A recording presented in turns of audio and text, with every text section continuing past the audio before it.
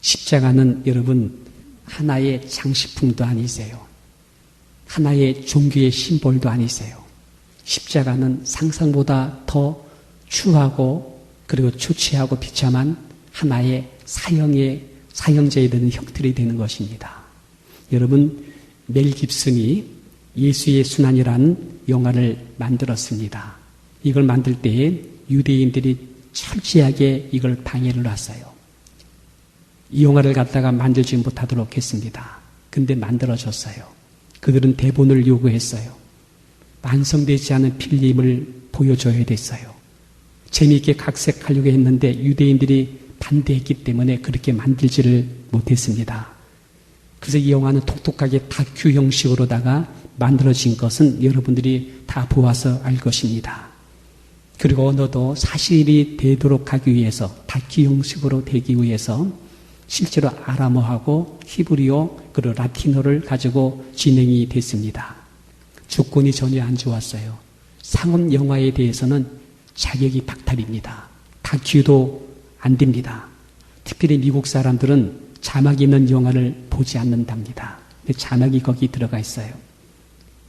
상업성 영화에는 볼거리가 생명인데 볼거리 별로 못 만들었습니다. 그래서 저도 보더라도요, 이 영화는 스토리가 단순하게 흘러가는 내용으로 전개되어 있습니다. 그러다 보니까는 이 멜 깁슨이 어디에 초점을 맞추냐면 예수의 순환에, 예수님의 엄청난 고난에 초점을 맞추게 되었다라고 말합니다. 아주 강하게, 자극적으로 예수님의 고통을 보여주었다고 말합니다. 근데 오히려 이것이 어필된 겁니다. 단순하게 예수의 순환이 강력하게 보여진 것입니다. 그리고 이것은 곧 복음이 된 거예요. 복음의 메시지가 된 거예요. 이 복음의 메시지를 여러분들이 전하면 성령님께서 그 속에서 역사하십니다. 믿습니까? 여러분이 복음의 메시지를 갖고 살면은 성령님께서 그 속에서 증인이 되십니다. 여러분이 복음적인 언어를 가지고 누군가에게 말하게 되면 성령님께서 아시고 들어오셔서 역사하십니다. 복음의 사람 되시고 복음의 언어를 갖고 있는 성도님 되시기를 주님 이름으로 축원합니다. 팝콘과 콜라를 들고 들어갔던 많은 미국인들이 나올 때는 숙연하게 나옵니다. 마치 은혜 받은 사람들 같이 나왔다라고 그때의 신문은 평가했습니다. 극장들마다 작은 교회를 이루었대요. 흥행할 수 없는 영화가 흥행에 성공했고 상업적이지 않은 영화가 오히려 더 많은 관객을 불러낸 영화다라는 이야기를 합니다. 여러분, 저는 그 영화를 보면서 분위기를 봤습니다. 아주 상당히 음침합니다. 굉장히 어둡습니다. 하나님은 침묵하고 계세요. 사람들은 요단 난리법석을 피우고 있어요. 착한 사람들은 무기력하게 무너지고 있어요. 사탄은 활발하게 활동을 하고 있고 사탄의 하수인들은 강력하게 나타납니다. 그 속에서 생명 하나가 굉장히 몸부림쳐요. 빛 하나가 굉장히 아파하고 있어요. 그것이 바로 예수님의 몸부림이었습니다. 예수님 정말로 피하고 싶었어요. 근데 하나님은 침묵하십니다. 근데 예수님은 알았습니다. 내가 가야 될 길이지. 내가 이 길을 가야만 되지.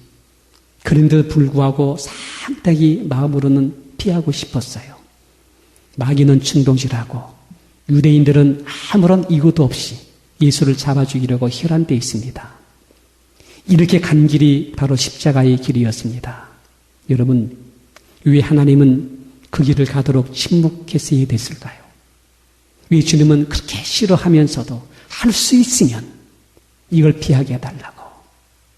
아버지는 모든 것이 가능하지 않느냐. 할 수 있으면 이 길을 피해달라고. 그럼에도 불구하고 예수님 왜 길을 가야 했는가? 왜 그 길을 가야 했는가? 왜 십자가로 그분은 가야만 됐는가? 한번 생각해 보자는 것입니다. 첫째는요, 인간의 죄가 원인입니다. 현대인들은 죄를 싫어해요. 오늘 우리 교회가 죄를 갖다가 많이 지적하지 않아요. 죄에 대한 의식이 많이 사라지고 있습니다. 그런데 성경은 우리가 명백하게 죄 문제를 창세기부터 시작을 했습니다. 인간은 죄가 원인이에요. 인간은 죄를 지었습니다. 죄는 사건적인 그러한 사건이 아니라 이건 생명의 이물질입니다. 악의 생명력입니다. 이건 성향입니다. 기억하세요. 죄는요, 생명의 이물질. 그리고 이 죄는요, 성향입니다. 실존적인 성향입니다. 악의 성향을 향하여 나도 모르게 흘러가게 만드는 실체가 죄라고 하는 이물질이 되는 거예요.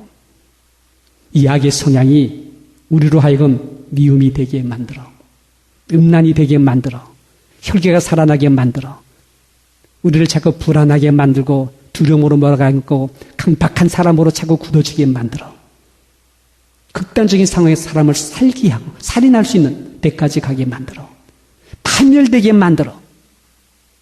이게 죄의 질이에요. 이게 이런 질의 흐름을 갖고 있는 죄의 성향이에요. 이대로 가면, 이 흐름대로 가게 되면 미래는 없어요. 파멸과 절망밖에 없고 멸망밖에 없어요. 드러난 범죄가 범죄가 아니라 우리 내면에 이런 질의 흐름이 우리를 어둠으로 가게 만들어요. 궁극적으로 멸망과 죽음으로 가게 만들고 어디까지 가게 만들어요? 지옥까지 가게 만들어요. 지옥 갑니다. 농담이 아니에요. 실존적인 사건이에요. 키르케고르는 자신의 글에서 사람이 죽어 영원히 천국 가고 싶어 한답니다. 그 영혼이 눈을 열리고 죽음의 현장에서 일어났을 때 저기 밝은 빛이 있답니다. 저쪽에 밝은 천국이 보인답니다. 그래서 가고 싶은 본능이 그쪽을 향하여 가는데 빛으로 가면 갈수록 자신의 모습이 드러나는데 온통 어둠 덩어리랍니다. 죄의 실체가 자기가 보여진다는 거예요. 보니까 얼마나 두렵고 떨리는지, 얼마나 부끄러워 수치스러운지 도무지 빛 앞으로 갈 수 없다는 거예요. 그리고 나서 스스로 어둠을 향하여 갈질 수밖에 없는 것이 인간의 실존이다. 도무지 그런 모습으로 빛으로 갈 수 없기에 어둠의 흡수에 들어가는 현상이 지옥이다. 인간은 절망적인 존재다. 이런 얘기를 했던 것이었습니다. 인생의 삶이 허무한 거 여러분 아시죠? 여러분 나이가 벌써 이만큼 될 줄 알았습니까?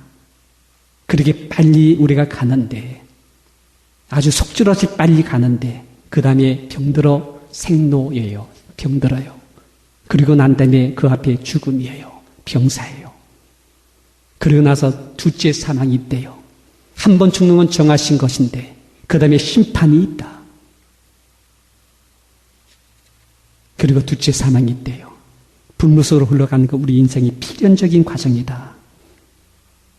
그래서 예수님께서 우리의 죄를 속량하시고 구원으로 가게 하기 위해서 십자가로 가야만 됐다라는 것이 그 이유가 된다. 말씀을 드릴 수 있습니다. 두 번째는요, 인간을 향한 하나님의 사랑이 원인이 됐다는 거예요. 하나님은 사랑이세요. 사랑은 사랑으로 표현되어지게 되는 그러한 본성이 있습니다. 여러분, 시를 사랑한 사람은 시를 쓰게 돼 있어. 그림을 사랑한 사람은 그림을 그려지게 돼 있어. 음악을 사랑하는 사람은 자신의 사랑의 충동이 아름다운 음악을 만들어 나가게 돼 있어.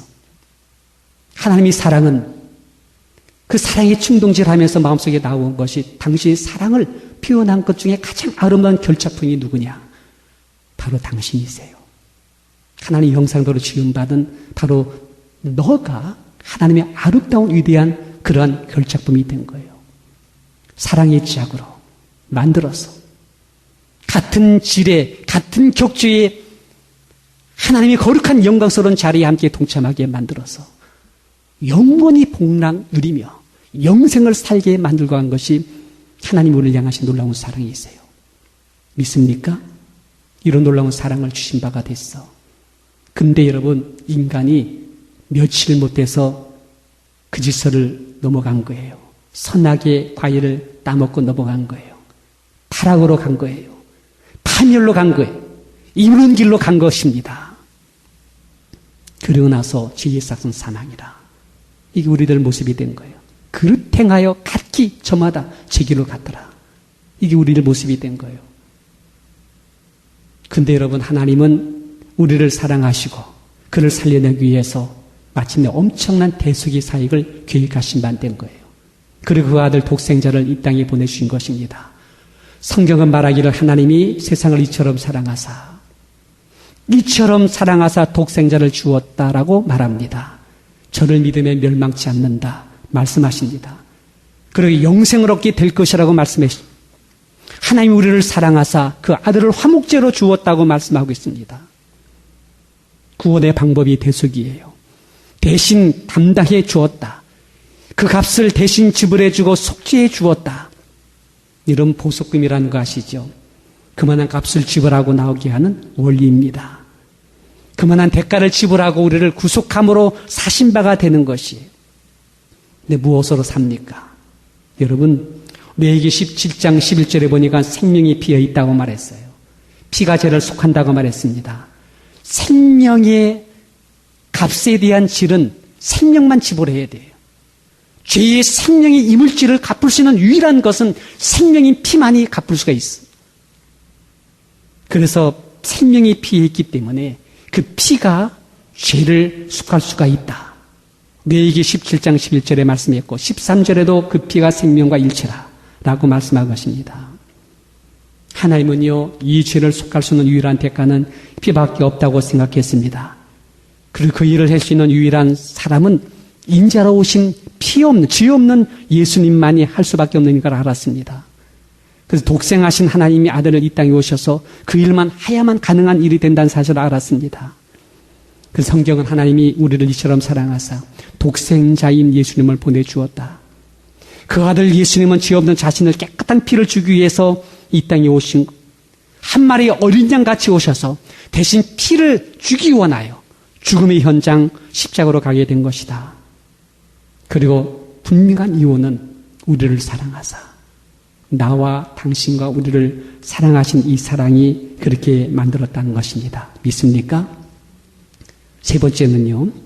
근데 여러분 대가가 혹독한 것이라는 것을 기억하셔야 돼요. 우리를 살리기 위한 사랑의 대가는 혹독했어요. 자신의 피를 주셔야 되지요. 저주의 채찍에 맞아야 되지요. 땀도 얻어 맞았어요. 침도 내뱉음을 받았어요. 가시로 만든 관을 갖다가 조롱하면서 머리에 진이겨 씌움받게 하셨어요. 벌거벗은 제 수치를 보여야 됐어요. 자신의 무게보다 훨씬 더 무거운 사형틀을 갖다가 짊어지고 언덕바지를 올라가야 됐어요. 그리고 거기에서 두 손과 두 발의 못을 박아야 됐어요. 그렇게 매달려 죽음으로 가면서 그의 피를 주신 바가 됐어요. 피를 다 주신 바가 되었어. 사망의 자신을 내어주신 바가 되었어. 저주의 가시채와 채찍에 맞은 바가 되었어. 그렇게 해서 여러분 엄청난 혹독한 고통 속에서 비참함으로 가게 되었습니다. 이것이 여러분 예수님이 대속하기 위한 그 사랑을 주기 위한 방편이 되어진 것입니다. 저는요 오래전에 고난주간에 금식하다가 꿈을 꾸었습니다. 꿈을 꾸었다는 게 더 편한 것 같아요. 환상 봤다기보다도 꿈을 꾸었습니다. 근데 제가 예루살렘 성문 곁에 그 언덕에 서 있었습니다. 근데 저 아래쪽에서 많은 무리들과 함께 올라오는 무리들을 보았습니다. 근데 거기에 한복판에 예수님께서 올라오는 모습이 보인 것입니다. 형틀을 메고 그쪽에서 나이는 언덕 위로 올라오는 이 모습을 갖다가 목격하게 된 거예요. 제가 예수님이다 하고 느낄 때에 그분은 성급 다가왔습니다. 근데 여러분 온몸이 피와 땀으로 범벅이 되어 있어요. 저는 그 예수님의 순환이라고는 그 영화에서 본 그 모습이 여러분 우리들보다 끔찍했지 않아요? 상상을 초월한 잔인한 모습을 보여주었지 않아요? 저는 그때 그걸 봤어요. 우리가 여러분 머리에 한번 상처 나가지고 피가 흐르면 피가 여기 딱 떨어지면 굉장히 이게 다 물들어 버려요. 잠깐 스치는 상처도 그렇게 피를 내는데 이런 채찍인데 새고랑 채찍이에요. 한번 때리게 되면 엉켜서 파괴되면 살까지 까지는 거예요. 그런 거 여러분 온몸이 피로 범벅이 되고 가시에 찔린 거리는 피로 물들어 버렸어요. 옷은 3대 문명의 옷인데 피로 물들어서 검게 찔려 있었습니다. 그리고 힘에 겨워서 몇 번씩 넘어지면서 비참한 모습으로 골고다를 향하여 가는 이 모습을 보았습니다. 막 울면서 외쳤습니다. 예수님, 이럴 줄 몰랐습니까? 이 비참한 몰골에 엄청난 고통 속에 죽어야 될 줄 몰랐습니까? 막 울면서 주님께 말했지요. 근데 주님께서 착가라앉은 심령으로 말합니다. 안다. 내가 안다. 내가 알고 있다. 제가 깜짝 놀라서 물었지요. 아니하시면서 어떻게 이 길을 갑니까? 어찌 이런 걸 알면서 어떻게 이 길을 선택해 갑니까? 말도 안 돼. 말도 안 돼. 이럴 수가 있습니까? 어떻게 이 길을 걸어갈 수 있습니까? 라고 하는데 예수님께서 말씀하십니다. 근데 그것이 내 마음속에 확 찔렸어요. 그 말이 뭔지 아십니까? 사랑이 이 길을 가게 한다. 사랑이 이 길을 가게 한다. 내 너를 사랑하기에 나로 하여금 이 길을 가게 한다. 이 말을 듣는 순간에 숨이 막혔지요. 그리고 온통 감격에 뒤었지요. 저는요, 예수님의 고난의 현장, 십자가의 현장에서 고난을 본 것이 아니었어요. 사랑을 봤어요. 그 놀라운 사랑을 본 거예요. 예수님이 이처럼 나를 사랑했구나. 막 엉엉 울었지요. 올라가는 예수님 바라 엉엉 울다가 깨어보니 꿈이었습니다. 요한일서 3장 1절에 보니까는 보라 아버지께서 어떠한 사랑을 우리에게 주사 하나님의 자녀의 일컬음을 얻게 하셨는고라는 이 말씀을 주고 있습니다. 여러분, 이런 사랑을 주셨습니다. 여러분은 이런 사랑을 받은 거예요. 이런 사랑이 여러분에게 거듭나게 만든 생명의 실체가 된 거예요. 여러분을 아버지의 자녀의 권세로 덧입혀주는 놀라운 실체가 된 것이에요. 하나님 거룩한 교회의 성도의 반열에 끼워주게 되신 거예요. 훗날 천국 나라의 기업이 되게 주신 거예요. 아무런 조건 없이 우리가 죄인 됐을 때 그렇게 베푸신 주의 은혜였습니다. 이것이 은혜입니다. 그리고 이제 잠깐 후면 그분이 우리를 데리고 오신대요. 믿습니까? 부활하시고 승천하신 주님께서 내가 처소를 예비하면 내가 너희를 데려다가 나 있는 곳에 있게 하겠다. 그 너희들 염려하지 마라. 두려워하지 마라. 그리고 거기서 아주 영원히 영생 복락 누리며 살게 해주겠다고 말씀하고 있는 줄 믿기를 바랍니다. 여러분, 지금 믿음으로서 이걸 여러분에게 설교하지요. 이제 조금만 더 지나가 보세요. 그날의 영광 속에 들어가게 되면 여러분은 감격이 고워서 어린 양 보혈을 찬양하며 그의 사랑이 엄청난 것을 알게 될 것이요. 이런 혹독한 사랑을 경험을 통해서 하는 예수님께서 이걸 가정을 통하고서 우리에게 베푸신 사랑이 어떠한 것인가를 그때 가서 여러분들이 누리게 될 줄 믿습니다. 저는 여러분 믿음이 좋으셔서 지금부터 그 놀라운 사랑을 받은 몸 내가 무엇으로 보답할고 그래서 여러분 주 안에서 놀라운 이 사랑을 받았기에 너무너무 감사해서 끝까지 충성하고 봉사하고 주님 나를 이렇게 사랑하신 나도 이렇게 사랑하며 섬기하지 이런 은혜의 원리를 따라 여러분도 그렇게 살게 되시기를 주님 이름으로 축원드립니다. 이제 말씀을 마치겠습니다. 어떤 어린 아들이 홀로 여행을 가게 됐습니다. 조그마한 경비행기를 탔어요. 근데 여러분 이 경비행기가 하늘을 날다가 이게 고장이 나갖고 추락하게 됩니다. 그리고 어느 오지죠. 빈들에 이 비행기가 떨어지게 되고 비행기는 다 파손되고 거기 탄 손님들은 다 죽었고 이 어린 아들만 불행 중에 살아났습니다. 근데 여기는 빈 광이에요. 앞뒤로 불모지입니다. 이 어린 것이 며칠 견디다가 더 이상 못 버티고 광야의 길을 떠나게 됩니다. 근데 여러분 광야의 길에서 한 장의 전단지를 발견하게 돼요.